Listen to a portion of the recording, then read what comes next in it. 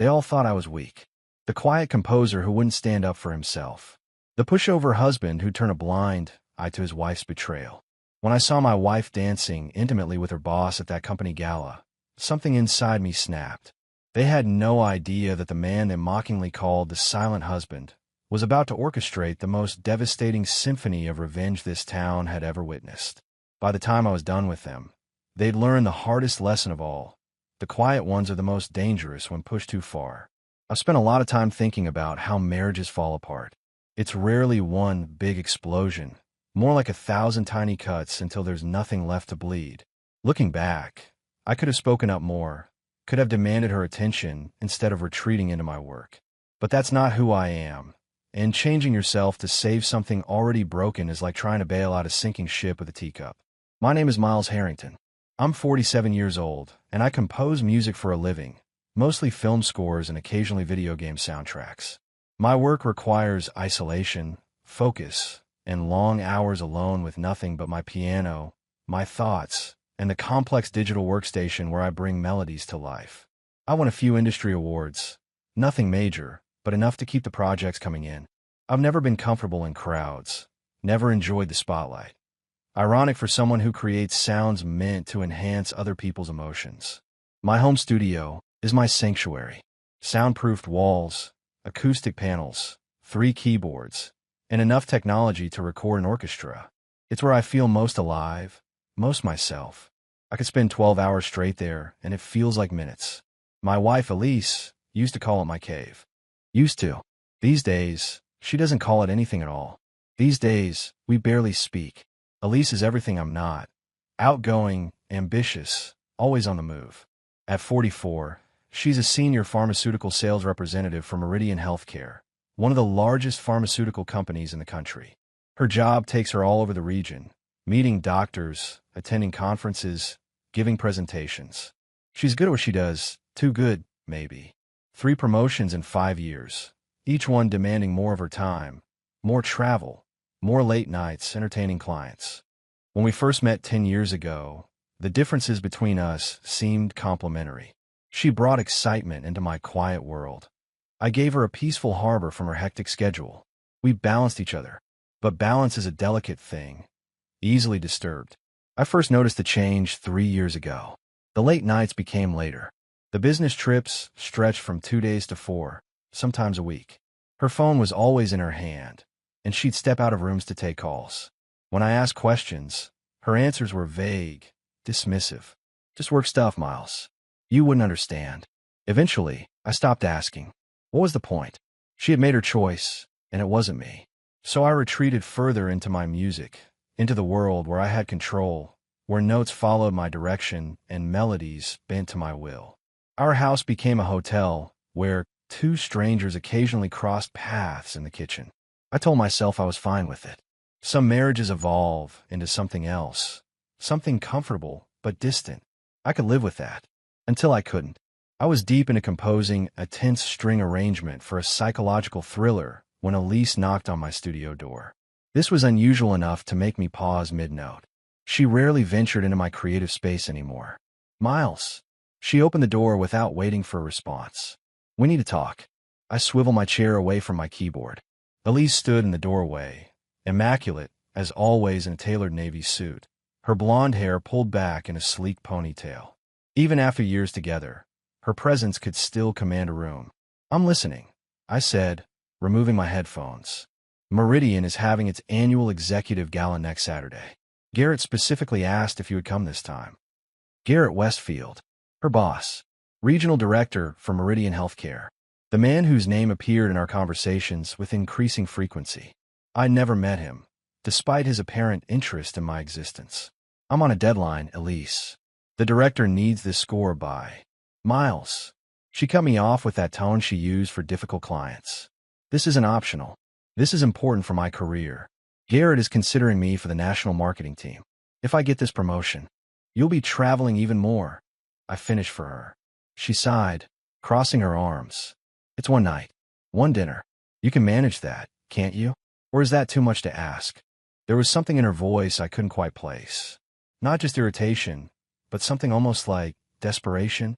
I studied her face, seeing for the first time the faint shadows under her expertly applied makeup, the tightness around her mouth. Why is it so important that I come to this particular event? I asked quietly.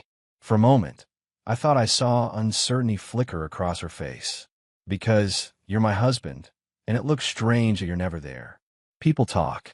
I wanted to say that she hadn't seemed concerned about my absence at dozens of previous functions. I wanted to ask what people were saying exactly. Instead, I found myself nodding. All right, I'll be there. Relief visibly washed over her. Thank you. It's at the Kensington Hotel, 7 p.m. Wear your black suit. She turned to leave, then paused. And Miles, try to be social. These people are important. After she left, I sat motionless in my studio. Something wasn't right. In 8 years of marriage, Elise had never pushed this hard for my attendance at a work function. She had long ago accepted my discomfort with corporate schmoozing. Why now? Why this event? I returned to my composition, but the melody that had been flowing so smoothly now felt discordant, jarring. Like a perfect harmony suddenly interrupted by an unexpected note that doesn't belong. I had no idea that agreeing to attend this one event would completely unravel what remained of our marriage. The Kensington Hotel ballroom gleamed with crystal chandeliers and polished marble. I tugged at my bow tie, feeling like an imposter among the pharmaceutical elite who laughed and networked with practiced ease. Elise glided through the crowd in a burgundy dress that hugged her figure, introducing me with a smile that didn't quite reach her eyes. And this is my husband, Miles. He composes film scores. The responses were always the same. Raised eyebrows, a flash of recognition. The mysterious husband. We were beginning to think Elise made you up. I smiled and shook hands, playing my role. For Elise's sake, I tried to engage, discussing projects I worked on, movies they might recognize. To my surprise, several people seemed genuinely interested. One woman even requested my business card for her brother, a documentary filmmaker. You're doing great, Elise whispered, squeezing my arm as we moved between groups. I caught a hint of genuine appreciation in her eyes, and for a moment, I remembered why I had fallen in love with her. Perhaps this night would bring us closer after all. Then I saw him approaching, tall, confident, with perfectly coiffed silver hair and a smile that seemed simultaneously warm and calculating. Before Elise could speak, he extended his hand. Miles Harrington. Finally. I'm Garrett Westfield. His grip was firm, almost challenging.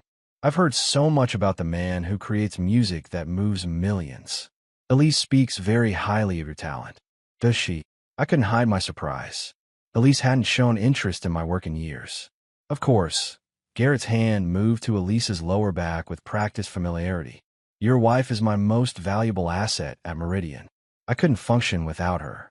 The possessive gesture wasn't lost on me, nor was the way Elise seemed to lean into his touch before catching herself. Garrett has been mentoring me for the national marketing position. She explained quickly, her cheeks flushed. More than mentoring, Garrett laughed. I'm her biggest champion. But enough shop talk. Miles, would you mind if I borrowed your lovely wife for a dance? There are some board members I need her charm. Before I could respond, he was leading Elise toward the dance floor. I watched as he pulled her close, closer than professional etiquette would dictate. Her hand rested on his shoulder while his settled at her waist. They moved together with the synchronicity of people who had danced before. As I observed them from across the room, Garrett leaned down to whisper something in Elise's ear. She laughed, tilting her head back, exposing her neck in a gesture of intimacy that sent a cold realization through me. The pieces clicked into place. The late nights, the weekend conferences, the secretive phone calls. It wasn't just work that had been keeping my wife away from home. I stood frozen, champagne flute in hand, watching my wife dance with her lover in a room full of people who probably knew exactly what was happening. The humiliation burned through me, followed by a quiet, controlled anger I hadn't felt in years. When they finally returned, I had composed my face into a neutral mask. But inside, something had fundamentally changed. I was no longer just a passive observer of my failing marriage. I had become something else entirely.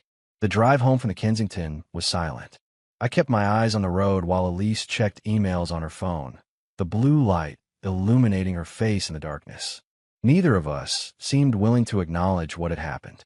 You were quiet tonight, she finally said as we pulled into our driveway. Was I? I killed the engine. I thought I was quite social, as requested. She unbuckled her seatbelt. Garrett thought you seemed distant. He was trying to make you feel welcome. Is that what he was doing? I couldn't keep the edge from my voice. He has an interesting way of making husbands feel welcome. Elise stiffened. What's that supposed to mean? I turned to face her. How long has it been going on, Elise? I don't know what you're talking about. She reached for the door handle. My hand shot out, catching her wrist. Not hard, but firmly enough to stop her. In 10 years of marriage, I had never grabbed her like that. The shock in her eyes mirrored my own surprise at my action. Don't, I said quietly. Don't insult me by lying. Not after I watched you with him tonight. She yanked her arm away. You're being ridiculous. Garrett is my boss. We work closely together. That's all. Do you always dance that intimately with your boss? Does he always whisper in your ear until you blush? Does he always put his hands on you like he owns you? Color rushed to her cheeks. Not embarrassment, but anger.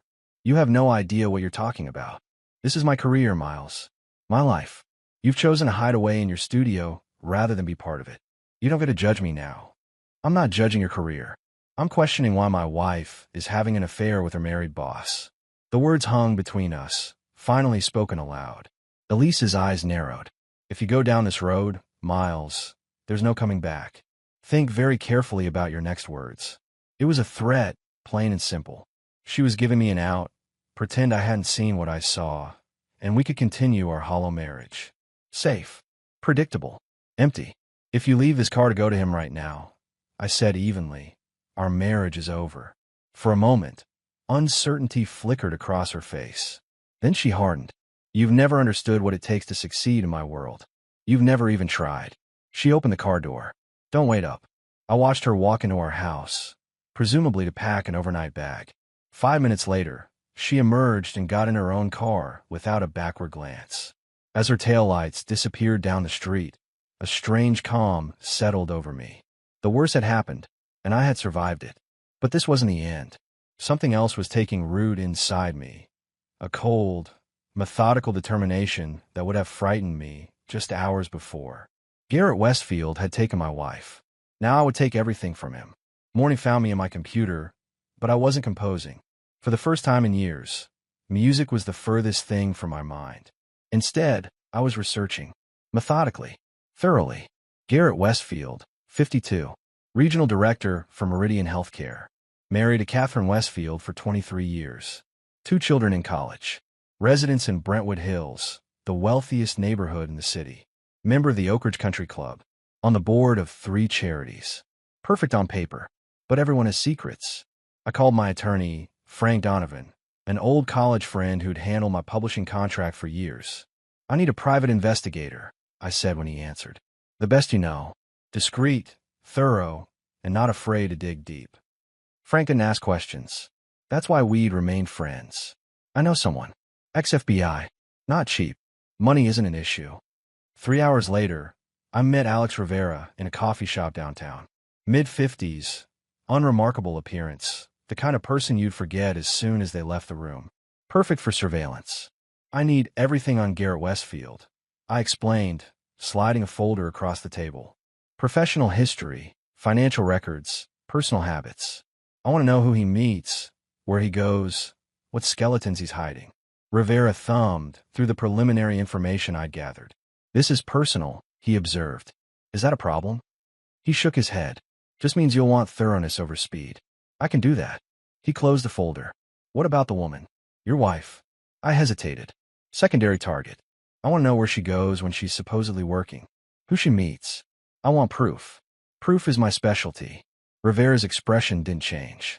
This will take time. Weeks. Maybe longer if you want it done right. Do it right.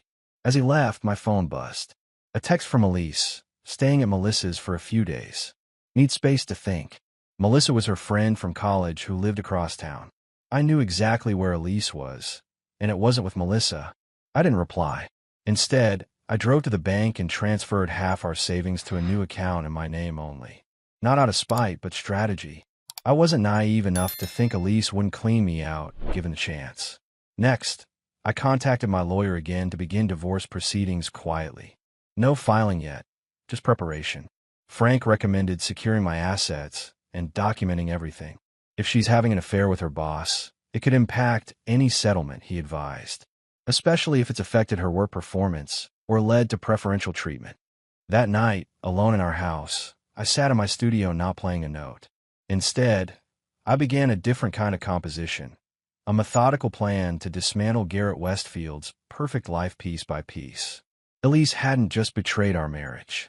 She'd awakened something in me I hadn't known existed, a precise, cold determination that would have frightened me before. But now it felt like clarity. Patience had always been my strength. Now it would become my weapon. 3 weeks passed. I immersed myself in work, completing the film score ahead of schedule. On the surface, I was functioning normally. Underneath, I was waiting. Elise called twice, her voice carefully neutral. "I think we should talk soon." I agreed without emotion, making no move to initiate that conversation. Let her wonder. Let her worry. Then Alex Rivera called. "I have something." "Coffee shop."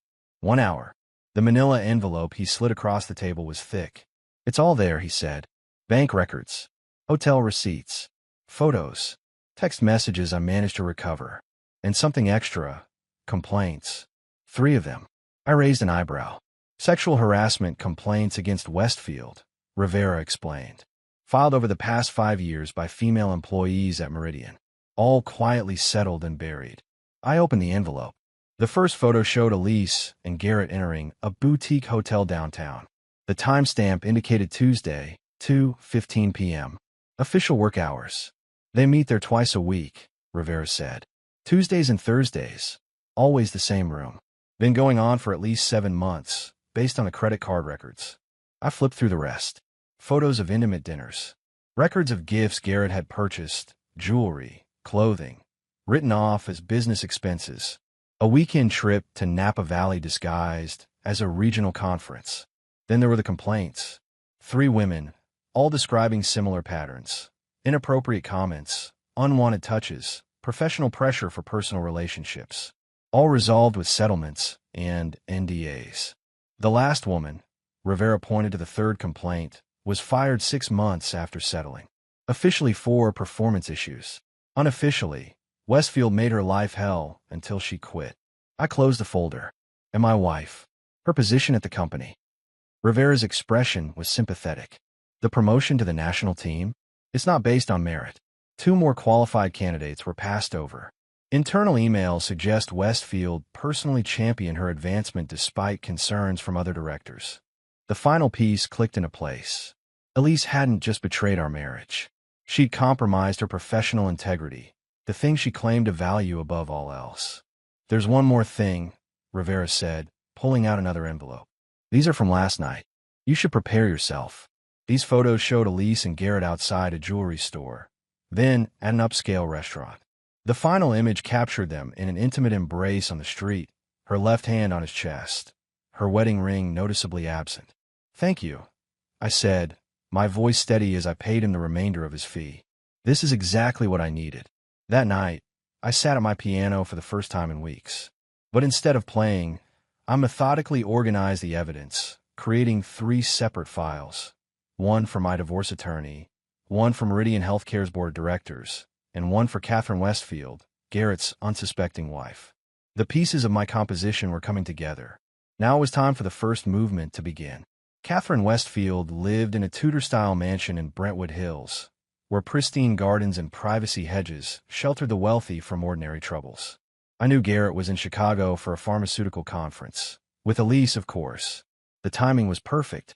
I chose delivery rather than mail. More personal, more immediate.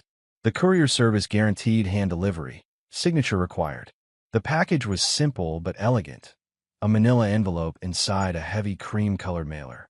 Inside, a USB drive containing selected photos, hotel receipts, text messages, and a handwritten note. "You deserve to know. I'm sorry it had to be this way." 2 days later, Rivera confirmed the bomb had detonated.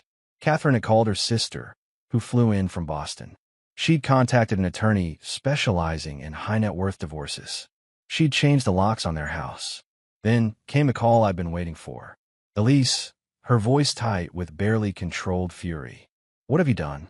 I sat at my piano, fingers lightly touching the keys without pressing them. Hello, Elise. How's Chicago? Catherine Westfield confronted Garrett last night. She had pictures, Miles. Records. Things no one should have been able to access.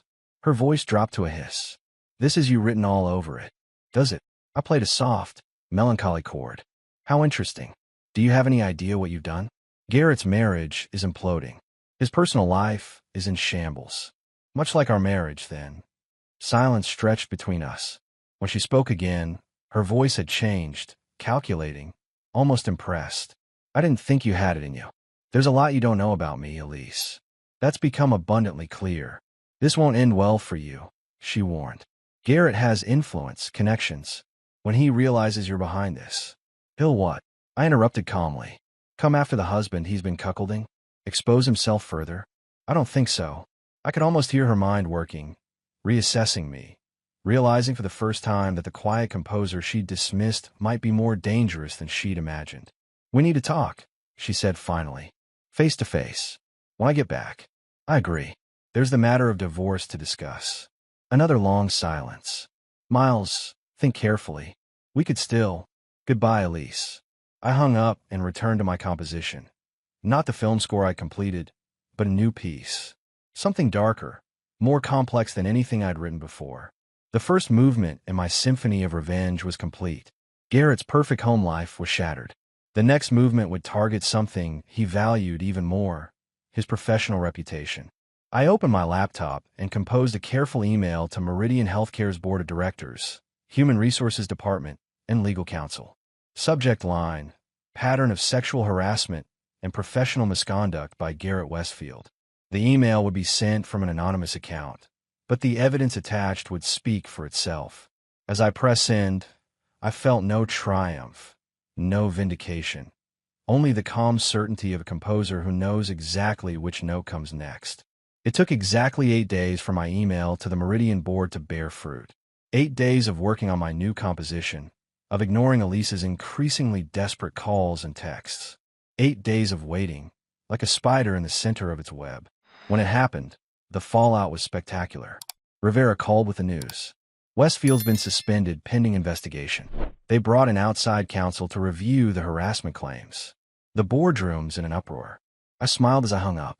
The third movement was unfolding perfectly. That evening, Elise finally showed up at our house, storming through the door like she owned the place.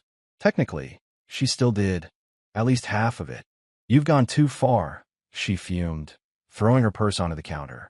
She looked terrible, designer clothes still perfect, but dark circles under her eyes, skin pale with stress. Have I? I continued working on my sheet music, not bothering to look up. Garrett's been suspended. Someone sent the board a file with all the old harassment complaints. They're reopening every case, interviewing every woman who ever worked under him. Karma's a real beast, isn't it? I annotated a crescendo in the third movement. Elise paced the kitchen. I've been called in for questioning, too. They're asking about our relationship, about favoritism. My promotion is on hold. Everything I've worked for is hanging by a thread. Now I did look up, meeting her gaze steadily. You should have thought about that before you decided to sleep your way to the top. Her face went white, then red. How dare you? I earned that position. Did you? The evidence suggests otherwise. She froze. What evidence? I returned to my composition. The same evidence the board now has. Elise sank into a chair, the reality of her situation finally hitting home. This is going to tank my career, she whispered. Probably, I agreed. Actions have consequences, Elise. You played a stupid game, and now you're winning stupid prizes. She stared at me like I was a stranger. Maybe I was. The quiet, accommodating husband she'd taken for granted had disappeared, replaced by someone who hit back. Hard. What do you want? She asked finally. To punish me? To destroy everything I've built? I'm just making sure you and Garrett experience the natural consequences of your choices. Nothing more, nothing less. You've changed, she said, almost in wonder. No, Elise. I've always been this person. You just never bothered to notice. She left without another word, the slam of the front door punctuating her exit like a perfect staccato note. 2 days later, the local business journal broke the story. Pharmaceutical executive suspended amid sexual misconduct investigation. The article mentioned multiple allegations and possible improper relationships with subordinates. Garrett Westfield's carefully constructed professional image was crumbling, brick by brick. And I wasn't finished yet. I picked up my phone and dialed Catherine Westfield's attorney. The final movement of my composition was about to begin. Catherine Westfield was exactly what I expected, elegant, composed, and righteously angry. We met at her attorney's office, a sleek space in a downtown high-rise that screamed old money and discretion. Mr. Harrington. She extended her hand. No smile, but no hostility either. Just cool assessment. Thank you for agreeing to meet. Mrs. Westfield. I shook her hand. I wish it were under better circumstances. Her attorney, a razor-sharp woman in her 50s, gestured for us to sit. Mr. Harrington has brought additional materials that may be relevant to your divorce proceedings, Catherine. I placed a flash drive on the polished table. Everything is here. Text messages, financial records showing gifts purchased for my wife using company funds, evidence of professional favoritism. I've included dates, times, and locations. Catherine studied me. Why are you doing this? Because we were both betrayed by people who took vows to honor us. I said simply. And because your husband's behavior extends beyond just an affair. The harassment of other women at Meridian should not be swept under the rug. She nodded once, decisive. The board is trying to handle this quietly, offering Garrett a resignation package. I thought they might. I'd anticipated this move. Corporations hate scandal. Not anymore. Catherine's smile was thin. Not after I informed them that as a major shareholder, my family's investment firm owns 6% of Meridian.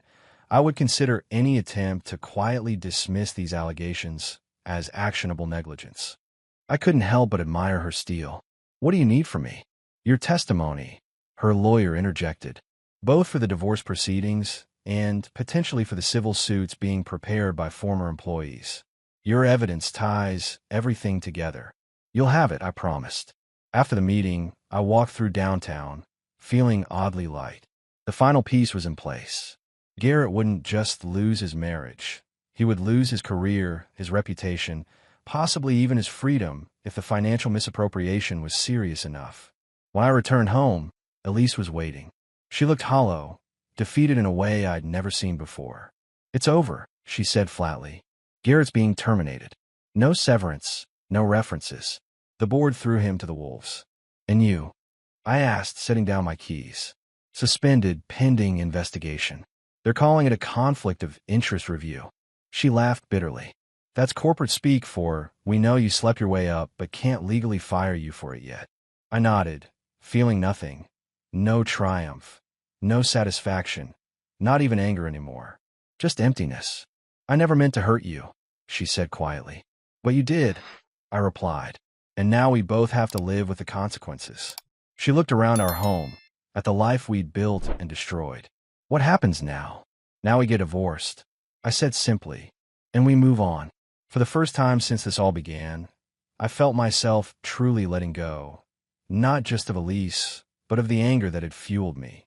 The composition was complete.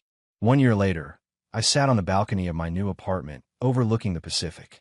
The divorce had been finalized 6 months ago, surprisingly amicable in the end. Elise had no fight left in her after Meridian terminated her employment. The scandal had been too big, too public for them to keep her on. As for Garrett, his fall had been spectacular. Catherine's divorce settlement took half his assets. The civil suits from the harassment victims drained much of what remained. Last I heard, he was trying to rebuild his career at a small pharmaceutical startup in Arizona, his reputation permanently tarnished. I took a sip of coffee, watching the waves roll in. The film I'd scored had won several awards, leading to a flood of new projects. I was now in demand in ways I'd never been before. My phone buzzed. A text from Catherine Westfield. We kept in touch, two survivors of similar storms. Saw your film won another award. Congratulations. Dinner next week. Our relationship wasn't romantic. We were both too battle-scarred for that. But we'd found in each other a unique understanding. Two people who had been betrayed, who had fought back, and who were now rebuilding. Looking back, I often wondered if I should have handled things differently. Taken the high road, walked away with dignity rather than orchestrating Garrett's destruction. There were nights I questioned whether my actions had made me no better than him. But then I remembered how they had flaunted their affair, how they had humiliated me that night at the gala, how Garrett had called me a weakling to my face. And I knew I would make the same choices again. Some might call it revenge. I prefer to think of it as justice, the natural consequences of their actions brought to light rather than hidden away. The new composition I was working on reflected this journey, starting with quiet isolation, moving through dark passages of betrayal and calculated retribution, and finally emerging into something lighter, clearer, not innocent but wiser, not unmarked but stronger. I was no longer the passive man who had watched his marriage fade without fighting for it. That version of me had died the night of the gala. In his place stood someone who understood his own worth, who would never again allow himself to be disrespected. As the sun began to set over the ocean, painting the sky in brilliant oranges and purples, I returned to my piano. The melody that flowed from my fingers was different from anything I composed before, more complex, more nuanced, with shadows and light intertwined. Like me, it carried echoes of pain, but was no longer defined by it. Like me, it had emerged from darkness into something new. Like me, it had found its strength,